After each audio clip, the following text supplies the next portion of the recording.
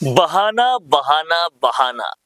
कुछ भी करके पंचायत चुनाव नहीं कराना, कुछ भी करके निकाय चुनाव नहीं कराना और उसके लिए इस्तेमाल करना है बहाने पर बहाना। यही हो रहा है लगातार।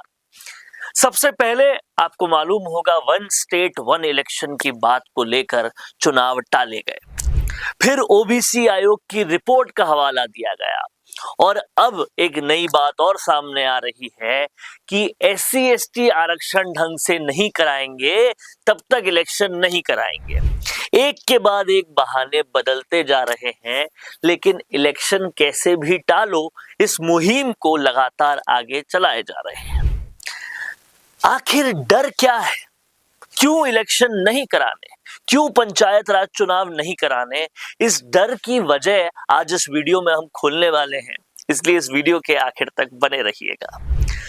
धरातल अगर देखेंगे राजस्थान की राजनीति का, तो जब से ये नई सरकार बनी है तब से लेकर अब 2-2.5 साल का वक्त बीत चुका है और इस 2-2.5 साल में देखने को ये मिल रहा है कि ना बीजेपी और कांग्रेस भी बहुत ज्यादा नहीं, लेकिन तीसरे मोर्चे की पकड़ ग्राउंड पे बढ़ती जा रही है।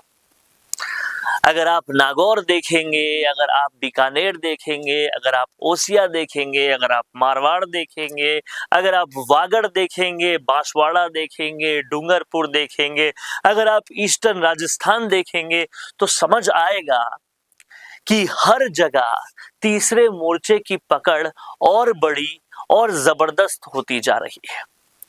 आप चुनाव रोकते जाओ, छात्र संघ नहीं कराएंगे ताकि कोई युवा नेता ना ऊपर आए, पंचायत नहीं कराएंगे ताकि कोई ग्रामीण नेता ना ऊपर आए, निकाय नहीं कराएंगे ताकि कोई शहरी नेता ना ऊपर आए। आपने सबको बंद कर दिया, पर हुआ क्या?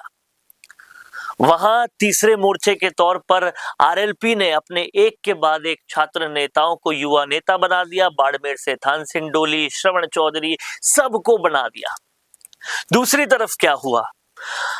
वहां बांसवाड़ा और डूंगरपुर में राजकुमार रोत ने अपने नेटवर्क्स खोल दिए, अपने नेता बन रहे हैं वहां पर और पंचायत चुनाव की पूरी तरह से तैयारी है। ईस्टर्न राजस्थान में नरेश मीणा छा रहा है और कहीं ना कहीं इस सब से सत्ता पक्ष तो कपकपा रहा है। और क्या यही वजह है कि किसी न किसी बहाने से चुनाव टाले जाओ ताकि जो वर्चस्व बना है इस तीसरे मोर्चे का वो कन्वर्ट ना हो पाए? अब इस पूरे मुद्दे पर यूडीएच मंत्री झाबर सिंह खर्रा का कहना है कि हम चुनाव लेट करवाने के पक्ष में नहीं है। सरकार तो चाहती है जल्दी से जल्दी चुनाव कराना, लेकिन एससी एसटी आरक्षण तय नहीं हो रहा, इसलिए देरी हो रही है। और ये बहाना नंबर 3 है। सबसे पहले सुनिए क्या कुछ कह रहे हैं झाबर सिंह खर्रा। जहां तक स्वायत्त शासन विभाग के नगर निकायों के चुनाव का प्रकरण है, राज्य सरकार की मंशा जल्दी से जल्दी चुनाव हो और उसके लिए आवश्यक वैधानिकताओं का पालन करते हुए जितना जल्दी संभव हो हम चुनाव कराने के लिए तत्पर हैं।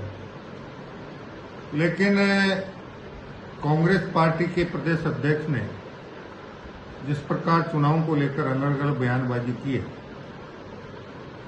पहले वो अगर अपने गिरेबान में झांके और चुनाव को अपने कार्यकाल में जिन्होंने मजाक बनाकर रख दिया था, आज वो अनावश्यक बयानबाजी और सलाह दे रहे हैं। वो बयानबाजी और सलाह देने से पहले अगर अपने गिरेबान में झांक लेंगे तो ज्यादा बेहतर होगा। राजस्थान सरकार ने नगर निकायों के चुनावों के लिए जितना काम करना था वो काम आज से 6 महीने पहले सितंबर 2025 में पूरा करके अधिसूचनाएं प्रकाशित करवा दी थी। इसको लेकर हमने माननीय सर्वोच्च न्यायालय में एक विशेष अपील दायर की थी, लेकिन उसका निर्णय हो पाता उसी से पहले माननीय राजस्थान उच्च न्यायालय की खंडपीठ ने नोखा नगर पालिका की एक रिट पर अपना निर्णय सुनाते हुए ये निर्णित किया है कि राजस्थान नगर पालिका अधिनियम की धारा 10 राजस्थान सरकार को अधिकृत करती है कि वो जब चाहे नगर निकायों की सीमा में परिवर्तन कर सकती है, जब चाहे तब वो उनका पुनर्गठन कर सकती है, जब चाहे तब वो उनके वार्डों का पुनर्सीमांकन कर सकती है।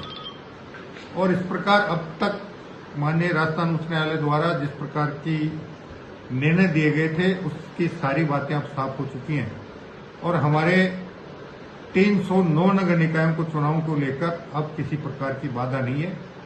राज्य पिछड़ा वर्ग आयोग की ट्रिपल टेस्ट के आधार पर जब तक रिपोर्ट प्राप्त नहीं होती है तब तक हम अन्य पिछड़ा वर्ग आयोग को राजनीतिक आरक्षण नहीं दे सकते। और राजस्थान विधानसभा में भी कांग्रेस के प्रदेशाध्यक्ष और उनके दूसरे नेताओं ने यह प्रश्न उठाया था। मैंने विधानसभा में भी उनसे साफ तौर पर कहा था कि अगर आपकी मंशा ये है कि अन्य पिछड़ा वर्ग को राजनीतिक आरक्षण दिए बगैर चुनाव करवा दिए जाए तो आप लिखित में मांग करें, हम निश्चित रूप से उस पर उचित निर्णय करेंगे। लेकिन आज तक कांग्रेस या किसी भी विपक्षी दल द्वारा इस प्रकार की कोई मांग नहीं आई है कि पिछड़ा वर्ग आयोग को राजनीतिक आरक्षण दिए बगैर चुनाव करवा दिया जाए। राज्य निर्वाचन आयोग और पिछड़ा वर्ग आयोग दोनों संवैधानिक संस्थाएं हैं, वो स्वतंत्र रूप से अपना काम करती हैं। राज्य सरकार का उनके काम में किसी प्रकार का कोई दखल नहीं है। वो जब भी अपना निर्णय प्रस्तुत कर देंगी, राज्य सरकार तुरंत उसके अनुसार आगे की कार्रवाई करने के लिए तत्पर है। और कहने के साथ साथ एक लंबा चौड़ा ट्वीट भी उन्होंने किया है। इस ट्वीट को आप यहाँ पर देखिए। ये यहाँ पर कहते हैं कि सरकार की मंशा तो यही है कि जल्दी से जल्दी चुनाव कराएं, लेकिन क्या SC ST आरक्षण किए बिना करा दें? क्या ये सही होगा? क्या इस लंबे चौड़े ट्वीट में ये लिखना चाहते हैं? अब सवाल सबसे बड़ा ये उठता है कि सरकार का गठन जब टाइमली हो गया था तो उसके बाद OBC आयोग बनाने में इतना टाइम लगाया क्यों? आयोग जब बन गया उससे पहले जनगणना आपकी हो गई, उसी जनगणना के आधार पे आपने परिसीमन कर दिया।